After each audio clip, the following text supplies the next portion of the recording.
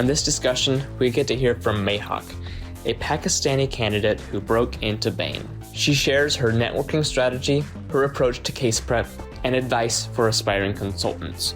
Oh, and she'll also share her hidden talent. It's a fun conversation that anyone aspiring to go into consulting won't want to miss. Let's get into it. Hey folks, welcome to another Strategy Simplified discussion. We are delighted to have with us Mehak from Dubai, or actually she's in Pakistan, but she'll be working in Dubai for Bain. And so, Mehak, welcome. We're excited to have you today. Yeah, I'm excited to be here today. I just feel that this is possibly the biggest validation for me as far as consulting goes, more so than any of my offer letters, because I've always watched, I've heard and a lot of interviews and podcasts on your channel, and it was very aspirational to one day be here and sharing this platform with you. So super excited. Thank you for having me. Okay, well, thank you for your kind words. We're excited.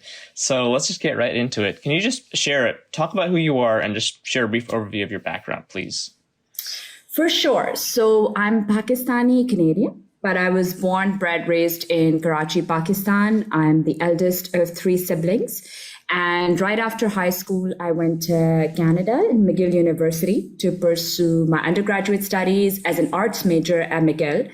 And then I moved into a very brief stint as a consultant at PricewaterhouseCoopers Calgary. Post that, I moved to American Express, where I did in-house strategy in Toronto and New York, and then moved back to Pakistan to do volunteer work for a brief period of time, and then joined a conglomerate called Engro Corporation, which is the country's largest conglomerate. Did in-house strategy there, actually, and then moved on to getting promoted to the office of the president and CEO. And after about 5.5 years of work experience, moved on to INSEAD to do my MBA. I just graduated in December and hoping to join Bain on March 21st of this year. Okay, well, congrats on the Bain offer, and you've quite the storied career. Yeah, and so from an arts major, that's not your combination of education and background is not one we often hear about as far as breaking into consulting. Can you share a little bit about that journey? How did you, decide that consulting was right for you, given your background? So great question, Japheth. Actually, there are three reasons why in a very top-down fashion. The first is that I actually had exposure to consulting through my brief stint at Pricewaterhouse. So that was the inroad, not particularly strategy, but more implementation. So that's the first thing. The second thing that compelled me to join consulting is that during my time at Engro, I actually represented part of the client team that was working with Bain and McKinsey. And so it seemed like consultants on the floor literally did God's work. And that seemed very exciting. Yes. I'm just flattering my new career choice. And the third thing is that, look, I've always believed in challenging myself. And coming from Southeast Asian families, there are two types of jobs for art students that were acceptable. Either it's investment banking / consulting or engineering. And it was progressively a lot easier to transition from arts into consulting versus engineering. So those are, in all honesty, the three reasons why I thought that consulting is the right choice for me. And that's actually one of the main reasons why I did my MBA, to bring this discussion to a full circle, because coming from a non-traditional, both academic as well as professional services background, I felt that I needed to get that MBA to help make my profile that much more credible for consulting. And that's why I actually selected INSEAD, because it is one of the target schools which churns out a significant number of consultants going into MBB and other firms. So I think it just made more sense for me to make my profile stand out, and therefore I did consulting. Yeah, absolutely. Thanks for sharing that.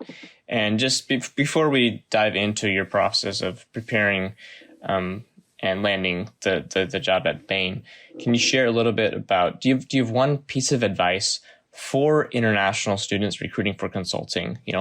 Somebody maybe with a similar background as yours, do you have one piece of advice you'd tell them, just something that was helpful for you along your journey? Sure. So One piece of advice that I would give is that and this comes actually from the context of hearing a lot of my peers and other people around me who've reached out saying that they can't get in or it's too daunting to apply. And my advice would be that, people who think they can't do it and people who don't do it are both equally right. So in a nutshell, non-traditional backgrounds actually are very welcomed in consulting firms, is what I've discovered through various conversations. And the one thing that people shortchange and underestimate from any background really is this whole process of networking. It's very intimidating to write to someone on LinkedIn Messenger or email someone and ask for their time. But you know what? I felt that the most valuable inputs that I've gotten as far as my prep is concerned is by literally firing off cold emails and talking to consultants who are in the business in my target office, which was Dubai, and learning what they're doing on a day-to-day basis, how they prepared, and what are some of the pitfalls they see while interviewing candidates. And I would suggest to everybody applying that have those conversations.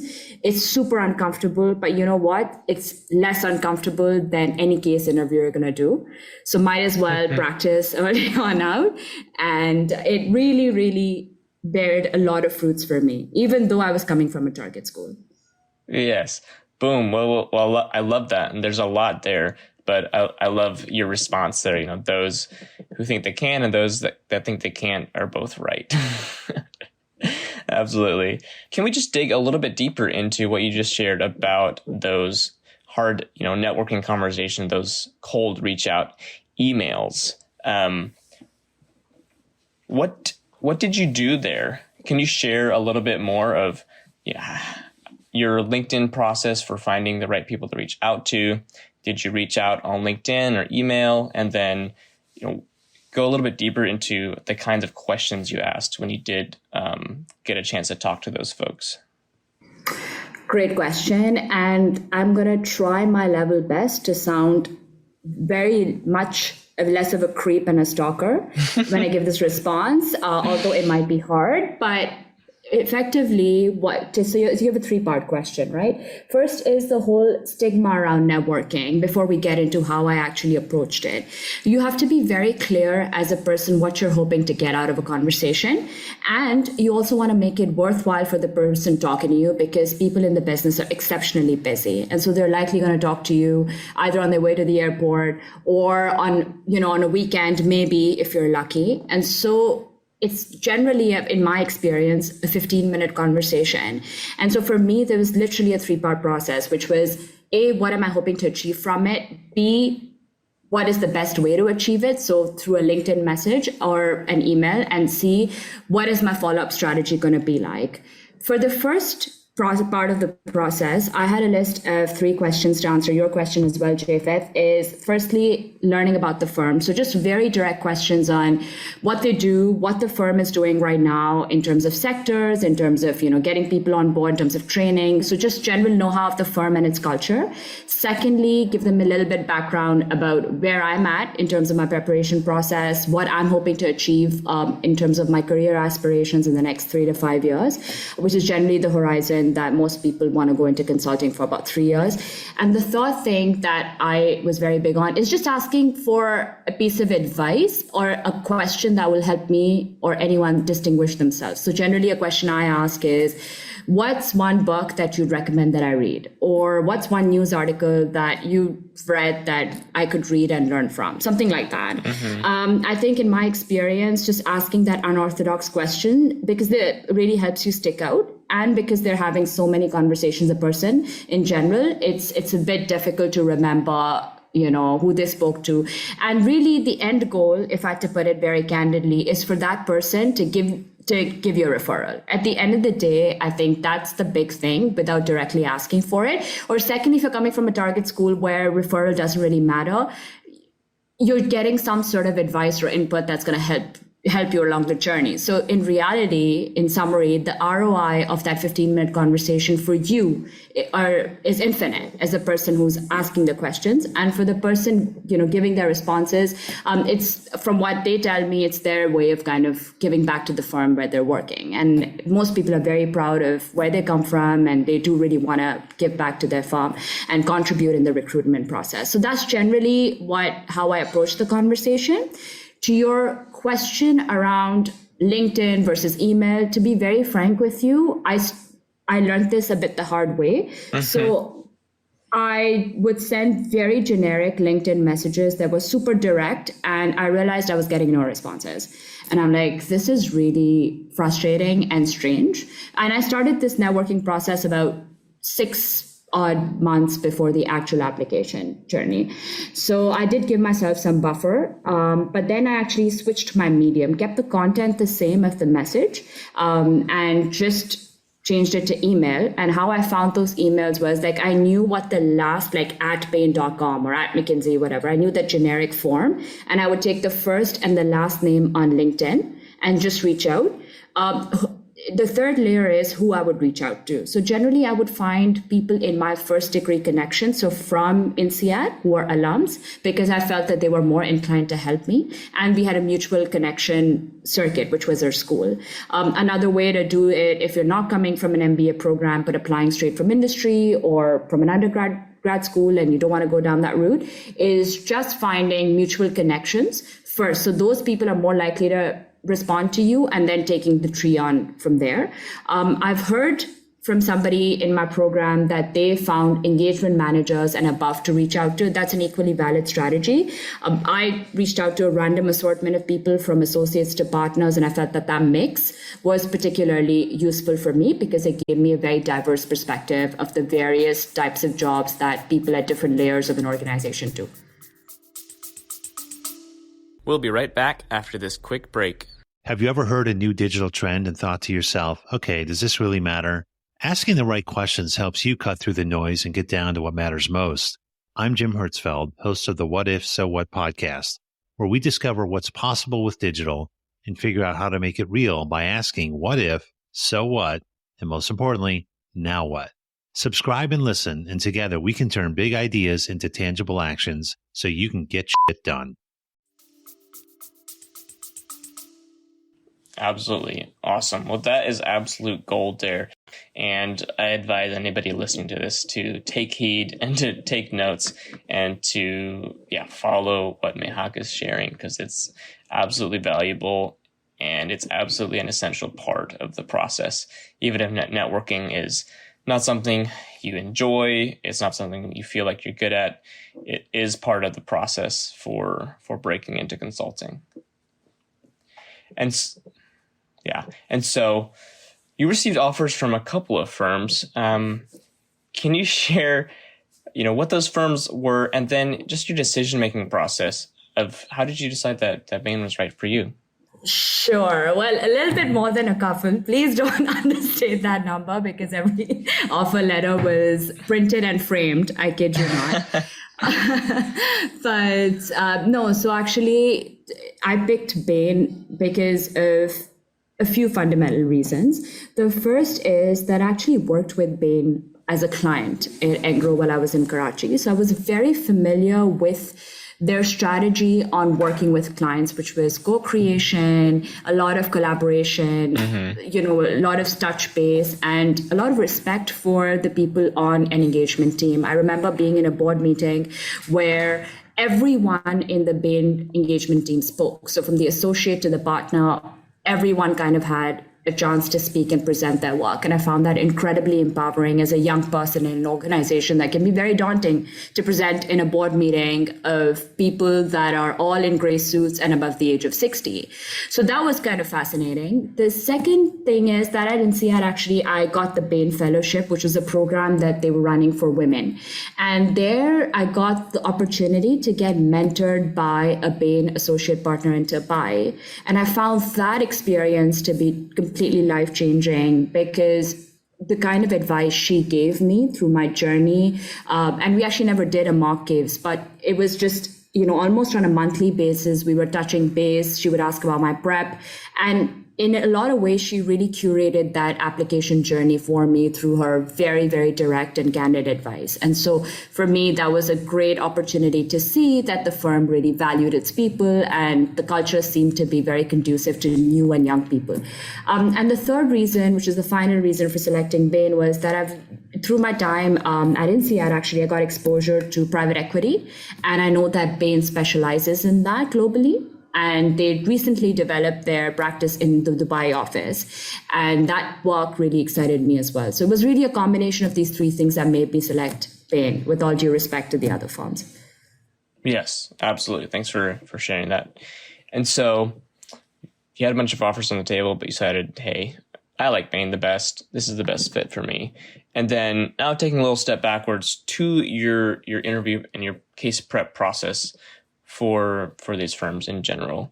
Can you share just how did you structure your prep? How did you structure your prep? Did you have a strategy going in?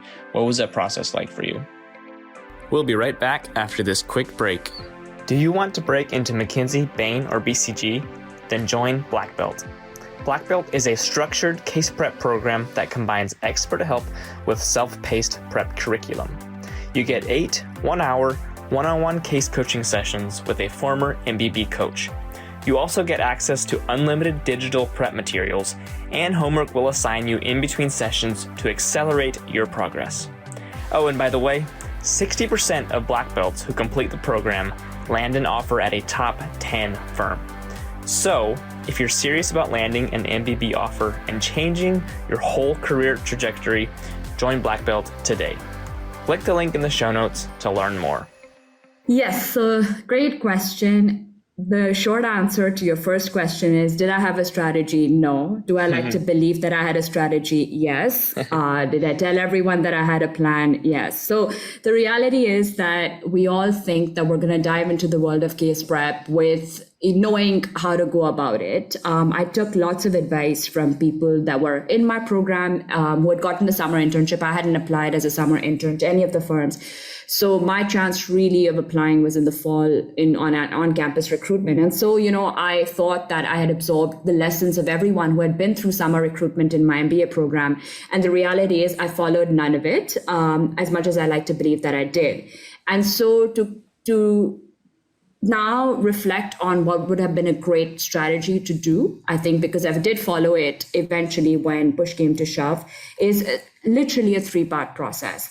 The first is go through, to anyone who's coming in, my advice would be go through free content available through 3 sources that particularly helped me. The first one was there are YouTube videos on, managementconsultant.com, which are doing a live case. So that'll give you the exposure on what a case actually looks and feels like. And I would highly recommend all the YouTube material on that because that was very helpful to me. The second thing is that Victor Cheng has some content on YouTube, which gives you a good feeler of how to structure your thoughts. I felt that his approach in terms of framework was a bit more basic, but it really helps you get an intro into how to structure and plan your thoughts. And the third is this great community called Prep Lounge, which I benefited tremendously from because there's a lot of coaches out there who are ex-consultants or current consultants that are posting answers to questions that candidates like myself have on a very regular basis. Furthermore, there's an entire host of people that are looking for case practicing partners. So a great platform to really cut your teeth and learn about consulting in general. So that's the first layer. That's kind of someone doing their recce. I would suggest that in terms of actually reading stuff like frameworks, and some books that are available. I mean, those resources vary from person to person. It shouldn't take someone longer than 1 to 2 weeks to actually absorb all of that because prep comes when you're actually practicing. At least that's what I learned through my experience. And so the second part of really my preparation journey was doing case prep with people. Now, there are 2 facets to this. One is starting case prep with somebody who's at your level or slightly above you. And you can do cases 1 to maybe 10 or 1 to 7 with them to kind of see where you're at. And I would suggest after that, do it with consultants who are in the business or people that are doing strategy work, because that's when you'll notice after that your preparation and your confidence levels will really take a massive jump. And so that feedback is really invaluable. So I would suggest that once you've done some cases with somebody or with various people who are at your level, take it to the next notch, do it with people in the business. And a big part of case prep that really helped me is making some sort of a document. I used Excel of tracking the feedback and the type of case that you're doing and keeping it super simple. And I think that you can't improve something that you can't measure, right? Mm-hmm. So keeping track of all the feedback through an Excel document and revisiting that time and time again to see how your own journey is progressing is exceptionally important. And the third thing I would suggest during this entire journey is if you feel, and this is generally because I really experienced a lot of insecurity and, doubts about my performance. I felt that feedback was getting a bit inconsistent because everyone has a different style of approaching a case, is getting some sort of a coach if you can afford it. Generally, coaches aren't significantly expensive, and spending a couple hours with someone who's actually doing this or has done this day in and day out. I know in my personal experience, I reached out to somebody on Prep Launch called Francesco Riepi, and he was extremely helpful in just kind of helping me revisit some of my ideologies on how I approach cases. So this is not a compulsory by any standard of the imagination, but I know that it helped me really fine-tune my casing skills, which became invaluable for my final rounds, not so much for my first rounds, because that's the distinguishing factor, right? Because at that point, it's fairly binary. So these are literally the three things that I would suggest to anybody doing case prep. Just a caveat over here, though, that there is no such thing as X number of cases ensures success. There's absolutely no rule. For me personally, the sweet spot of great performance came after the 30th case, but I know a lot of people around me that did equally well, having done 10 cases. And then there were some people who did north of 40 cases and did really well. So there's no real magic number. Whenever you feel ready is when you feel ready. That's, famous last words on this topic. Mehak, thank you. This is absolute gold. And once again, I hope that people listening are taking notes, because you just shared a lot of wisdom, a lot of really good advice for approaching the consulting interview prep process, which is a daunting beast to tackle. And so we'll include some links to some of the resources that you mentioned below. But thanks again for sharing. And now, can you put yourself in the mind of somebody who's just about to start their case prep? And can you share just one piece of advice that you wish somebody would have given you when you were at that stage? Don't get married to this notion of air quotes called frameworks. There is no such thing. I feel that is something that I struggled with immensely. There are ways of organizing thoughts, but don't get attached and linked and married to predetermined frameworks, because the reality is every interviewer out there knows what's in Case in Point, knows what's in Victor Cheng and all the other resources online, because they've met hundreds and thousands of people over the years. So learn to be a little bit more flexible. And that's kind of what happened to me, is after a certain point, I started really attaching myself to certain things that I'd read online. But the reality is that just shows rigidity and lack of creativity, and don't get stuck in that web of following the same approach like everyone else. I know that's a bit abstract, but I felt that, in my prep, one of the biggest mistakes I made was memorizing frameworks on the get-go and then trying to apply it and retrofit every case into a framework, or vice versa. And I was getting the feedback that I sound very robotic, and it just was not working out for me. So the minute I let myself free and divorced myself from this notion, I saw a massive improvement in my performance. That's brilliant. And that's one thing we see, time and time again of candidates just trying to memorize frameworks and then they just sound like a robot. So curious, what are you most looking forward to at Bain? I know you're starting there very soon. And so I know there must be some nerves and some things you're feeling about that, but just curious what you're looking forward to. So I'm really looking forward to working with the people there, simply because I met quite a few through my fellowship journey, and they seem like such incredibly accomplished individuals. So looking forward to learning from them, really, because that's the only thing I think that justifies the hours that we put in, right? Is that our learning curve is ever so steep and never plateaus. And that's what excites me. Well, we're excited for you. And now I'd love to transition to this last part of the interview where we asked you a couple of personal questions. And so can you just put yourself in younger Mehak's shoes? Let's say you're about 18 years old. What's one piece of advice you'd give to her, looking back? Don't be afraid to go off the beaten path. I think I made certain life choices at that age that very much fell into the mold of what was societally appropriate and what seemed, quote unquote, like the right thing to do. And looking back about 10 years of my life, I think I could have taken bigger and bolder risks. I think that's something that I would tell myself to do. So going off of that, what's one risk you would have taken if you would have known that earlier? Possibly pursued fine arts. Instead of doing an economics degree in an arts program and not forced myself to do finance later on in life. I think I really enjoyed art, and that's something that I had to abandon at a younger age, which was completely self-inflicted. And because I thought that, an artist is always going to starve. But I feel like that's something that would have been nice to pursue something different and learn from that. So I would say that that's something that it's definite regret for me. Not regret is a bit of a strong word, but that's something that I would have liked to do as well. Mm-hmm. Yeah. Absolutely. Well, thanks for sharing that. And then last question is, I know you must have a hidden talent. Everybody does, but would love to know about yours.